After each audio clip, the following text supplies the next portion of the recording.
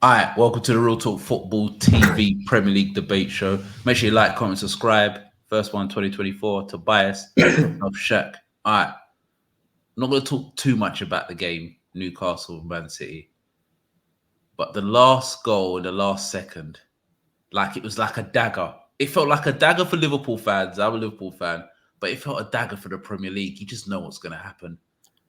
De Bruyne's back, new trim. Haaland's not even back.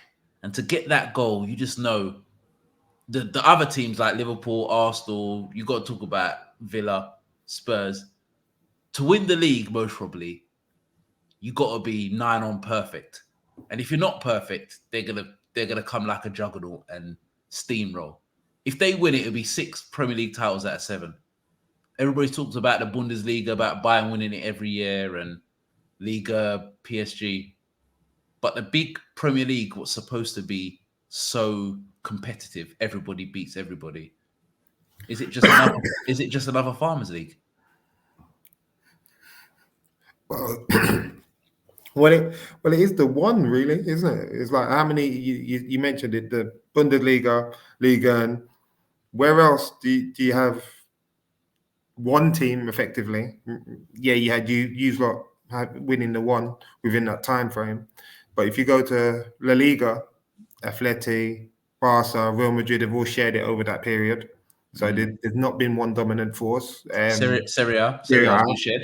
in the last 4 years, 5 years, I think there's been a different league win every time. Mm. So top 5 leagues, we're on par with Liga, isn't it? Because it's only Lille and PSG that have been involved in that, and it's been the same.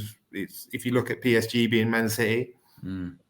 Lille being you, man. But yeah. I wouldn't expect any more from a Man United supporter. No, I hear you. I hear you. Personally, I don't think it is because I think if you look at the other teams, there's 5 teams, and from 5th to 1st separates 5 points. So you look But 2 weeks ago, Arsenal were top at Christmas, lost 2 straight. Now they're 4th, 5 points behind Liverpool. So it's shown that everybody's taking points off everybody. I know De Bruyne is back, and him doing that against Newcastle was as a super dagger. And you know, Man City don't really get started till after Christmas. And we know with Man City, they're slow starters. So when you play Man City, in my opinion, you've got to lead from the front and stay. You can't hunt them down because no one hunts them down. You've got to get a lead and hold on for dear life.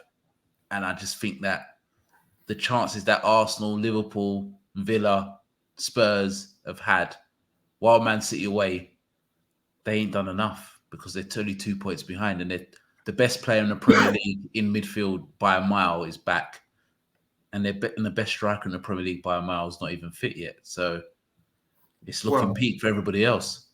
well, if you talk about the Newcastle game first, then yeah, I think it just shows the difference maker returned, equaliser, and then the ball for the goal. The ball was half the problem, but Oscar Bob done the great touch and finish. But obviously the ball in itself. But De Bruyne said that the run makes the ball, but obviously you got to execute the ball. Execute. Probably the hardest thing, but it's great finish. So, but it's only been this year where it's been competitive and it's been tight like that.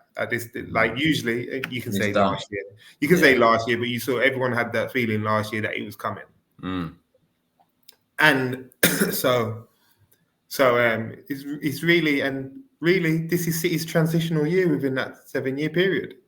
I know. Like That's so, they scary. need there was a time where it was going to be broken up and rejigged and started again, and effectively he hasn't done it as a whole, but it's probably been their biggest shake-up in recent years, definitely, especially with bigger players leaving, Yeah. the players that have left. So it's everyone else that have mismanaged their way throughout that period. You guys effectively are. It's like the way I see you guys currently is that I didn't see it at first when Glazers come in because Fergie was still doing Fergie. but obviously he's working under restraint of some sorts, and just bad, like a bad setup. He was the head function of everything once Glazers come in.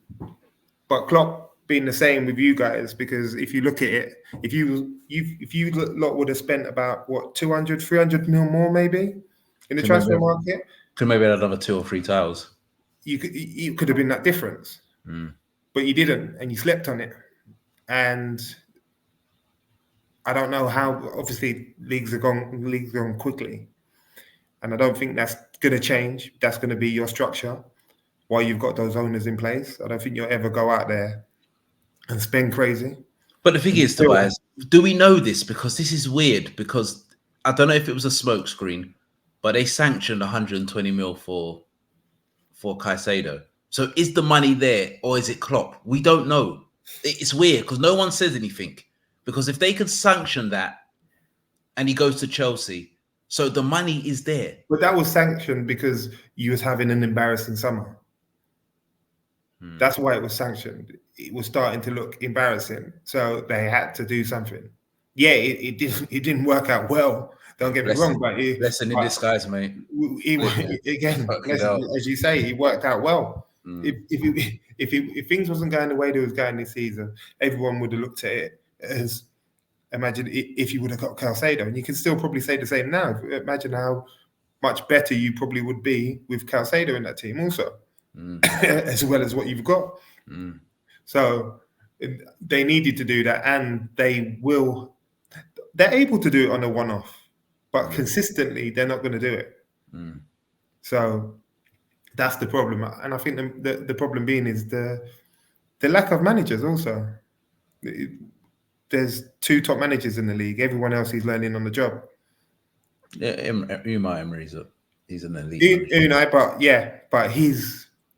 but you can't look what he's done with Villa. So it shows his class. But if he was at a bigger club like he was prior, it would be a bigger difference. But in the top clubs, you've got 2 top class managers. Other than that, Arteta's learning on the job. Ten Hag is not what I thought he would be. He's definitely learning on the job. So I like Ange. I think what he's done at Tottenham. I like Ange as well. Yeah, I like him. I think the style of play that he's implemented, he speaks well. But you can't say that immediately. But to me, I've no disrespect to Tottenham. I've never really classed them as an elite club like Man United, Liverpool, Chelsea, Arsenal. They haven't really won anything. They're just there because they've got a lovely stadium. They've had a few close calls, but they've never been, since I've been watching the Premier League, they've never been one of the big heads. Well, it's only recent because it's when it's again runners-up mentality. It's when they had the title challenge with Leicester, and when they was in the Champions League final. Other than that, what have Tottenham done?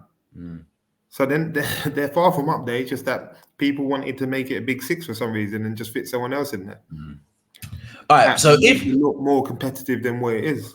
All right, 2 things, Tobias. If Man City do win it, and it's looking peak for everybody else, is it embarrassing for the Premier League for all the money it's spent on players, everybody? In a sense, Arsenal spending £200 million and gone backwards, Liverpool spending money, Man United spending money, Chelsea spending like £300 million. And if they win it again for a 6th time, is it embarrassing for the brand of the Premier League? Is it just a myth that it's the most competitive league in the world? Might be the best teams in it, but it's not the most competitive if they win it again. I don't think. When was the last time it was that competitive, though? That's a long time ago. It hasn't. There's a few times where Liverpool pushed them to the limit. But at the end of the day, to me, you can push teams to the limit, but if you don't pick up the trophy, and that same team consistently picks up the trophy, at the end of the day, if you look at the Bundesliga, Dortmund lost the league by a game. And the last day, which they should have won the game, and they would have won the league. Bayern win it again. I think that's 9 in a row. So it doesn't matter if it's 10 in a row. So it doesn't matter if the team comes close. Could be almost 11, I think. But that's what I'm saying. So it doesn't matter if Dortmund come close every single year and they lose. There's one team that's dominating because you can't get over the line. I just think it's bad for the brand if if Man City win it again? Well, it's bad for the brand, but then I just think it's been a mismanagement everywhere that's helped it alongside everything else, because they haven't been dominant on the European stage yet. If that comes as well as it, then it's over. Like Pep's going to be regarded as the best ever. All right, last bit. I know it's a lot. I know it's hard to say just top of your head, but where do you rank De Bruyne when his career's finished in the Premier League midfield players? You know what? I don't want to say it yet. I don't want to say it yet, but you can't deny him. I think ability-wise, he's up there with all of them. You can't deny him at all. What really can't he do? Yeah, he can score the bangers. Marvelous player. He can do any range of pass he's got in his locker. He can whip set pieces. Yeah, goals. Like left foot, right foot. Like what can't he do? So the only thing I would say is hard. He's the best midfield player in the league by a mile in his position, where the era of the Gerrards, the Scholes, Lampards, there wasn't that one dominant player where everybody would have a different opinion. Because I think the standard was a lot higher. But I think he's just the best number 8/10 in the league by a mile. It's not even close. It's like he's in a different table, he sits by himself. But I think what City do well is that the most important function in the team is the midfield. And it shows that Man City have got two best midfielders in the league, in Rodri and De Bruyne. Yeah, Rodri's marvellous. Oh, what a player. And they always have had that in recent years anyway, since Pep's been there. Had a great midfield. Everywhere else, powder puff. It's been suspect. It's a controller game.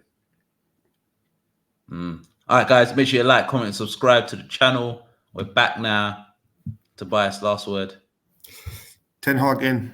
Yeah, I love it. Love it. Stay in, mate. We are Real Talk Football TV. We are out.